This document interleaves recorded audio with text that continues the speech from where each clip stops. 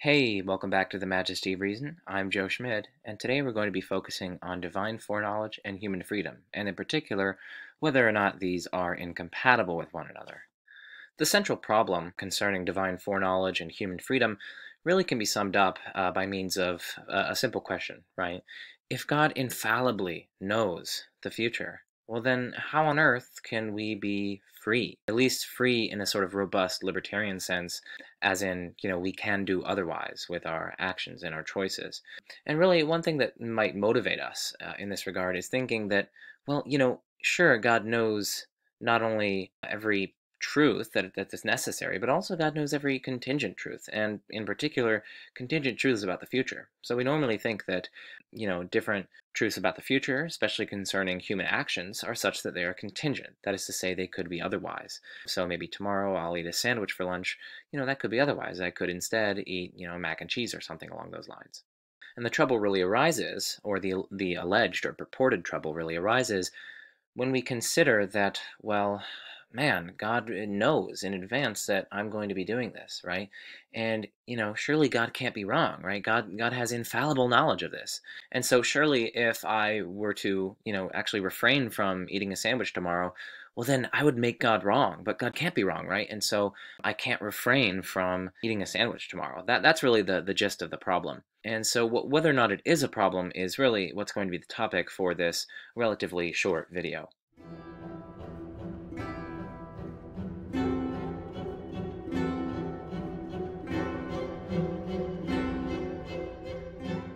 I guess if we were to formalize or syllogize this kind of reasoning, we'd say something like, if I were able to refrain in the future from doing something, then I would have the power to change God's mind or, make God be wrong. But of course, I don't have that power. I can't have that power because God infallibly knows the future. He can't be wrong. I can't make it such that God knows something differently. Hence, it follows that I cannot refrain from what I in fact do in the future, and hence I'm not free, because presumably freedom requires being able to refrain from what you in fact do. It's sort of like the principle of alternative possibilities. Surely I should at least have the capacity to have done otherwise if I am in fact free in doing X, maybe eating a sandwich for lunch, say. And so this is really the heart and soul of the problem for anyone who affirms infallible foreknowledge of future contingents, especially in regard of human free actions. Now, before going on, it's good to be clear on different kinds of modal reasoning that we can bring to bear in these discussions concerning God's knowledge, what we can do and cannot do in the future, and so on. And so a modal transfer fallacy is something that serves as the bedrock for the rest of this video. And so by modal, we really just mean a different mode or manner in which something exists. So in this context, we're talking about the mode or manner in which something exists as it pertains to its possibility or necessity or contingency or what have you. And so when we're talking about a modal transfer fallacy, it's also known as the modal scope fallacy, it really refers to fallaciously inferring one modal proposition from another by illicitly transferring, as it were, a modal operator to a different location. That is to say, it's changing its scope, either from a wider scope to a narrower scope or a narrower scope to a wider scope. The fallacy is really encapsulated in a sort of ideal, typical example that you can see on the screen there. Necessarily, if S knows P, then P, and so we try to infer, okay, well then if S knows P, then it's necessarily the case that P. Now, of course, this is actually a fallacious inference, merely from the fact that necessarily if S knows that P, it doesn't follow that merely by meeting that condition that S knows that P, then it cannot be the case that P is false. In other words, it's necessarily the case that P. That simply doesn't follow. And I guess I can try to provide some clear-cut examples to help you appreciate why it doesn't in fact follow. So consider this first line up here. This is actually where the necessity operator has wide scope. Because it's applying to the entire conditional or the entire implication or what have you.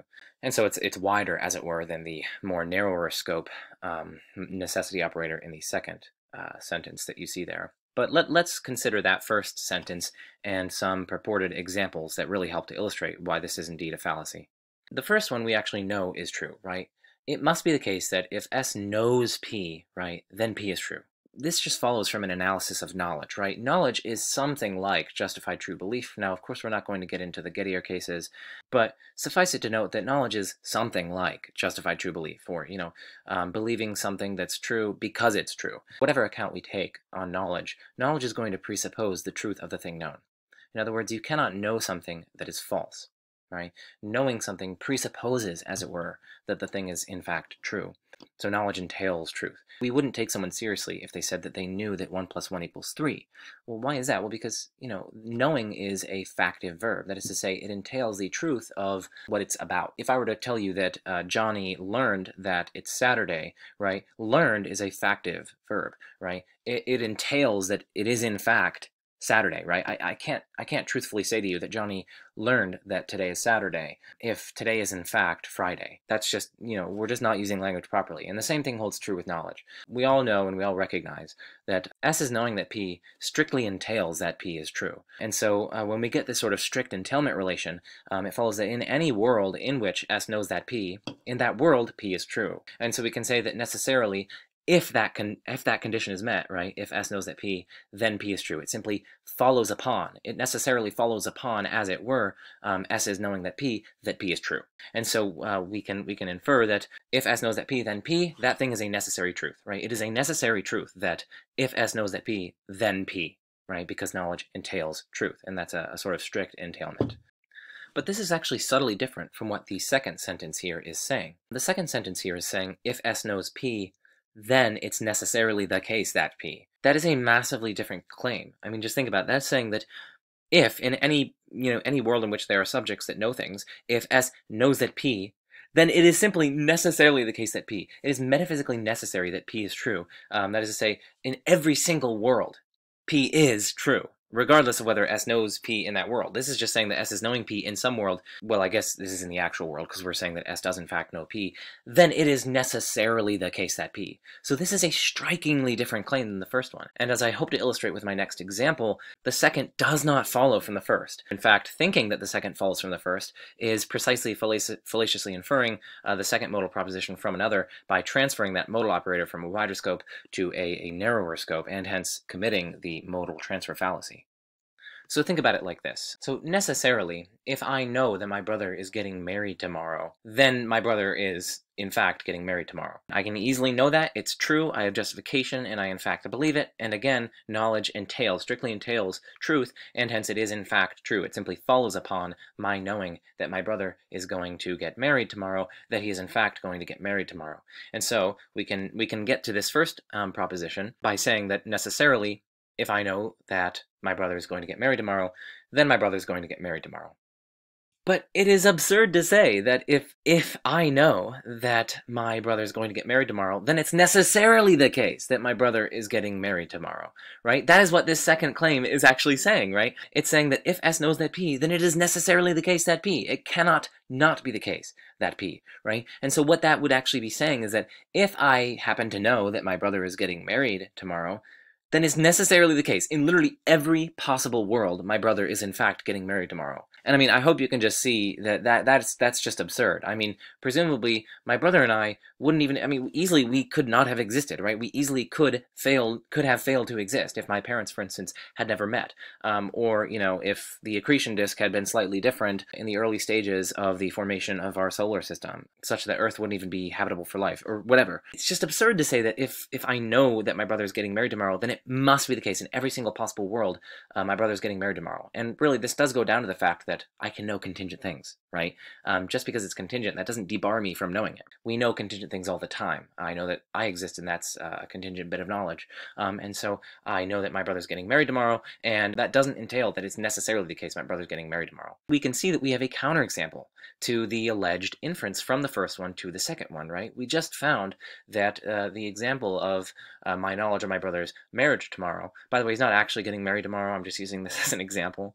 So, you don't have to go into the comments and type congratulations and so on. I mean, you can if you want to. I won't really stop you, but we have an instance here where the first condition, or the first sentence here, is satisfied, but the second one isn't. And hence, it's simply false that the first one entails the second, right? Because if it didn't entail the second, then we couldn't have such a counterexample, right? But we do have such a counterexample. It is true that necessarily, if I know that my brother is getting married tomorrow, then my brother is in fact getting married tomorrow. But it is not true that if I know that my brother is getting married tomorrow, then he is necessarily getting married tomorrow.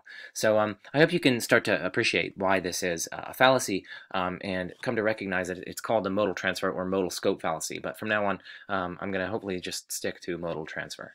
So with this background knowledge in play, we can actually use what we just learned about modal transfer fallacies, and we can use it to, critically appraise or critically evaluate the argument from God's extensive and infallible foreknowledge of the future to the absence of future contingents or the absence of libertarian free will or what have you. And so that's what we're gonna look at in this next slide.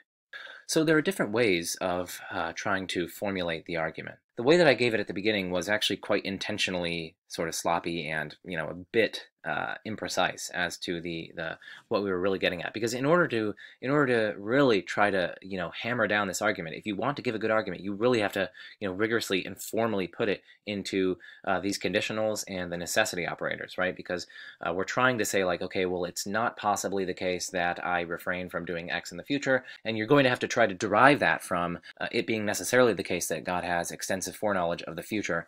You're going to have to try to derive these things from these various implications and these various modal operators. So you need to really formalize this if you want to try to convince us that extensive infallible foreknowledge is in fact incompatible with libertarian free will.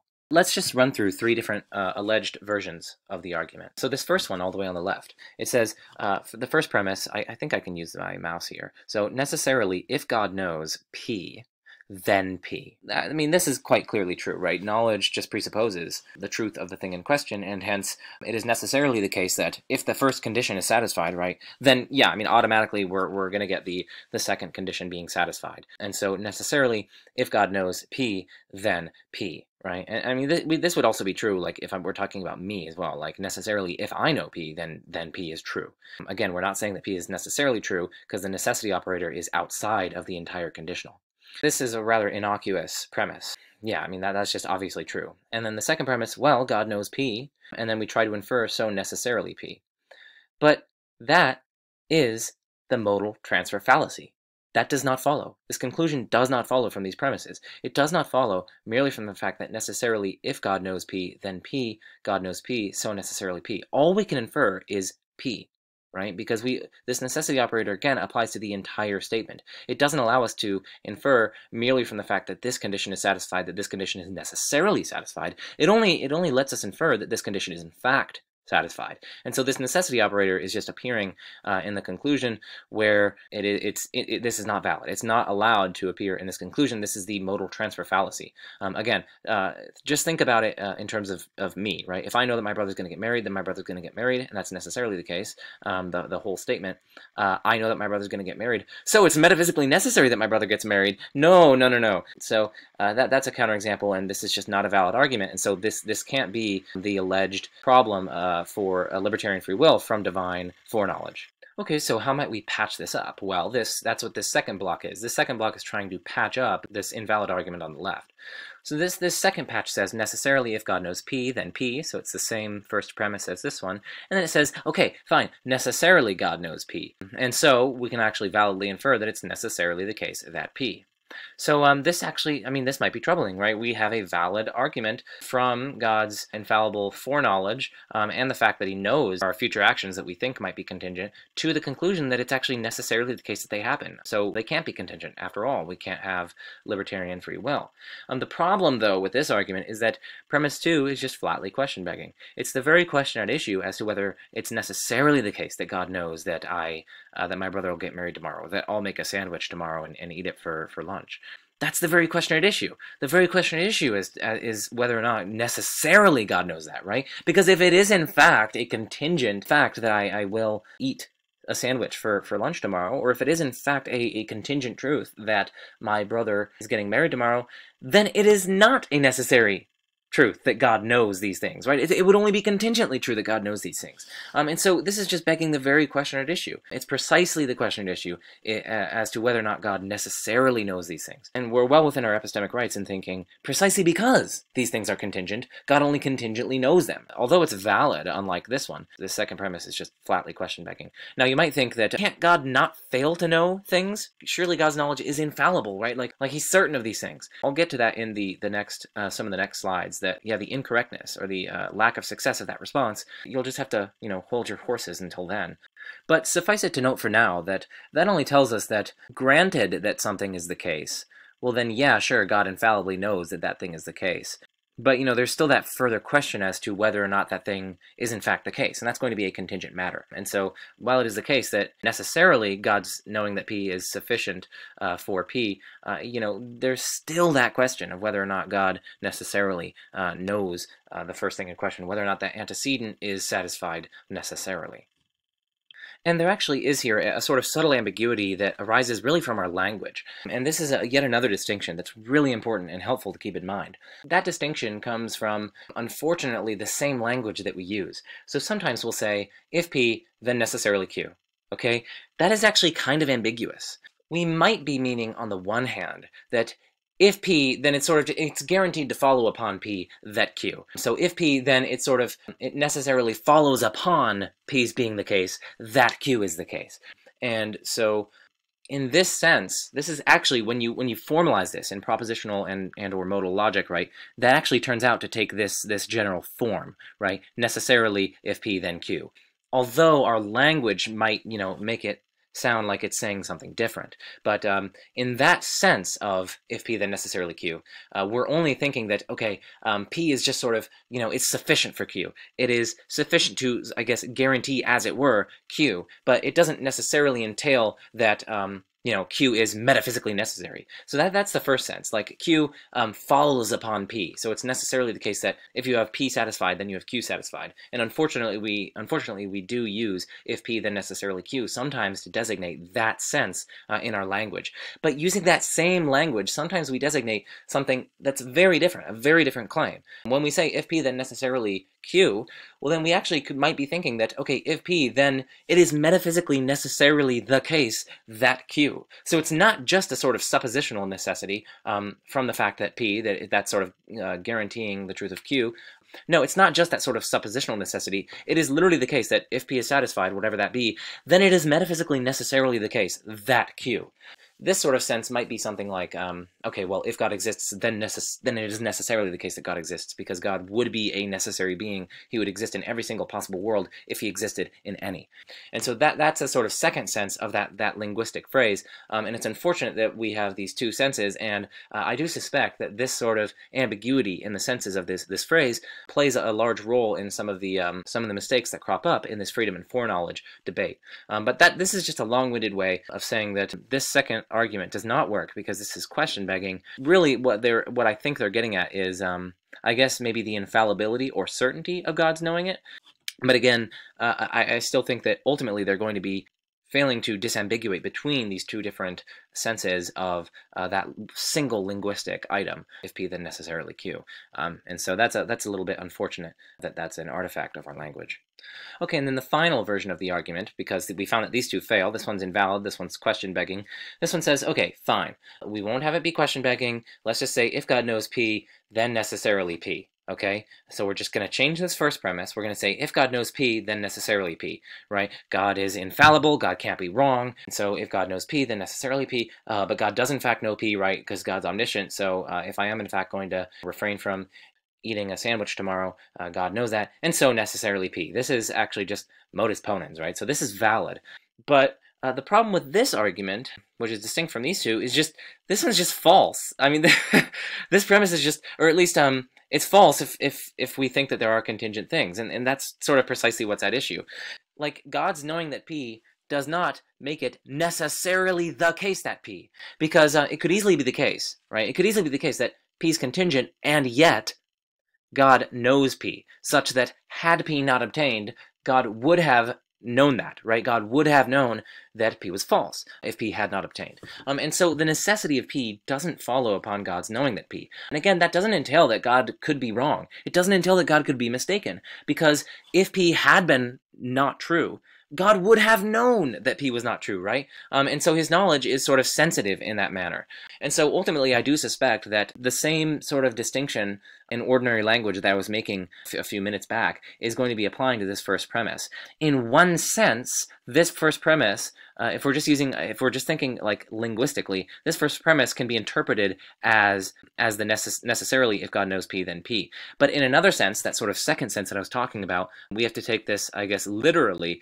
If God knows that P, then it is like necessarily, metaphysically necessarily the case that P. It cannot be the case that P is false. If we understand it in that manner, then this is just flatly false. And, you know, again, just go back to the marriage example, right?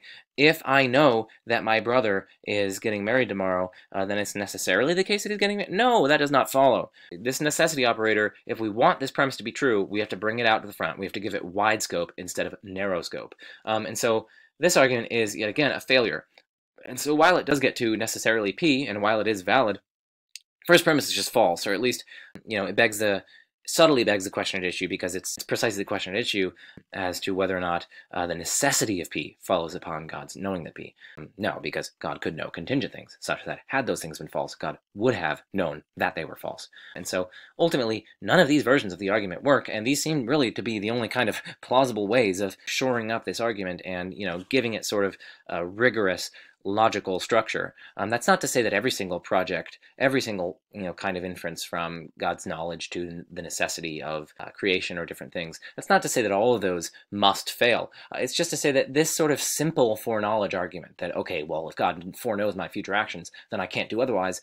No, that commits a modal transfer fallacy, and however way you want to patch it up, it's either going to be invalid, or it's going to be question begging, or it's going to have a false premise, or it's going to both have a false premise and be subtly question begging at the same time. Okay, and then I do wish to uncover some sort of, perhaps, subtle equivocation that's underlying these kinds of arguments. We have to distinguish between certainty and necessity. So yeah, God knows everything with certainty, right? But it doesn't follow that God knows everything with necessity. Now, I'm not attributing this to, you know, any thinker. I'm just saying this is actually something that's really important to keep in mind. Sometimes when we're talking about necessity operators, we're actually just thinking in a sort of epistemic necessity. When I say that, okay, well, I am certain that I exist. In some sense, that has a sort of epistemic probability of 1, right? But, like, the objective probability in reality is not 1. Like, I didn't have to exist. It is not necessarily the case that I existed. And so, you know, we have to distinguish between certainty and necessity, and I do think that this might be a sort of subtle equivocation that's lying behind some of these arguments, saying that, oh, well, God has infallible knowledge, and so anything God knows is necessarily true. It's like, no, I mean, God's infallible knowledge, that just means that God tracks the truth in every world, and he tracks it with certainty. It doesn't mean that the truths that he tracks are such that they are utterly the same across all possible worlds. And this, of course, raises the question, well, if these sort of simple foreknowledge arguments against free will fail, which I've argued that they fail, you know, what is the relationship between God and his knowledge and the creation, right? I mean, what is God? What is the relationship between, you know, future contingent facts, especially facts concerning our freedom, and God's foreknowledge of those facts, or, you know, maybe his timeless, single, all-encompassing knowledge of them? What is that relationship? Well, unfortunately, I can't really explore that now, and there are a lot of different, I mean, because this really bridges into debates concerning providence and things like that. You know, like you can get into Molinism, Arminianism, Calvinism, though you probably shouldn't get into that last one, but I'll put that off for another day, anyway. So, what is the relationship? That's not something that I'm going to be getting into in this video. Anyway, I hope you enjoyed the video, and I hope it serves you. And hey, I mean, if you have a friend who tries to argue that omniscience or foreknowledge, infallible foreknowledge is incompatible with free will or our libertarian free actions or even future contingents, right? Just shoot them this video. This video hopefully can help explain to them why, when you really rigorously and systematize that argument, it's either going to come up invalid, it's going to come up question begging, or it's going to come up with a false premise, or, you know, one or more of those, the whole shebang, as it were. So yeah, if you've got friends or if you know people that try to argue for the incompatibility of these two, just go and try to send them this video, and Yeah, I hope you enjoyed this. I hope it serves you. I'm Joe Schmidt, and this is The Majesty of Reason. Peace out.